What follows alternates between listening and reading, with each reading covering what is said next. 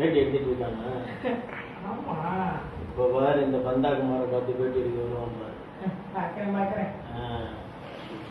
நிஜமாவே வந்துட்டு இருக்காங்க. ரிவ்யூ கொடுக்கணும்ல. நான் வணக்கம் சார். வணக்கம் மக்களே, கண்டிப்பா லைக் போடுங்க. நம்ம சார் சொல்லுங்க. இப்போ நம்ம காட்டருவி படம் எப்படி இருந்துச்சு சார்? ஐயோ இந்த படத்தை பத்திலாம் கேவலமா எடுத்து வச்சிருக்கிறான். என்ன சார் சொல்றீங்க? இவெல்லாம் மாடு மேய்க்க போலாம். இவெல்லாம் படம் எடுக்க தெரியுமா? எடுக்க தெரியாதா? கேமராமேன் சரியில்லை, எந்த மூவி எல்லாமே சரியில்லை.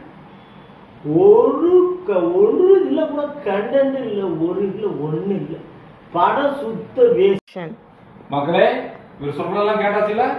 நீங்க இந்த வீடியோ பார்த்ததும் லைக் போடுங்க, ஃபாலோ பண்ணுங்க, சப்ஸ்கிரைப் பண்ணுங்க. அப்படி சொல்லிட்டங்க. ஷேர் பண்ணுங்க. காலையில இருந்து இங்கதானா இருக்க? இப்படிலாம் ரிவ்யூ கொடுத்தாதான்டா ப்ராப்ளம் ஆக முடியும். அப்படி ப்ராப்ளம் ஆனாமாண்டா இந்த பந்தாகுமாரு. ஏன்டா பார்த்தேன்னு பொய்யெல்லாம் பேசிட்டு இருக்க?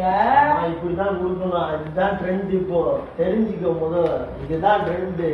இருந்தாலும் இப்பெல்லாம் பண்ணக்கூடாது. நான் என்ன சொல்றேன், நீ என்ன கேட்கிற? இப்படி பண்ணாதான் ட்ரெண்ட் ஆக முடியும். புரியுதா?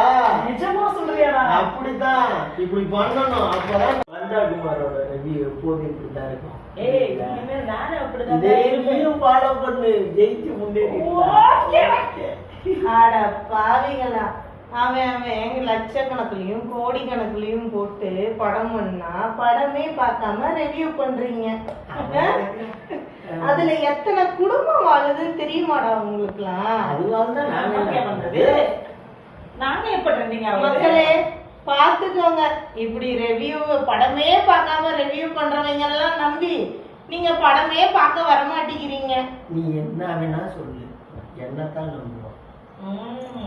பாத்துக்குங்க. பொய் சொல்றவங்களுக்கு தான் இப்ப காலமா இருக்கு. இதான் இப்போ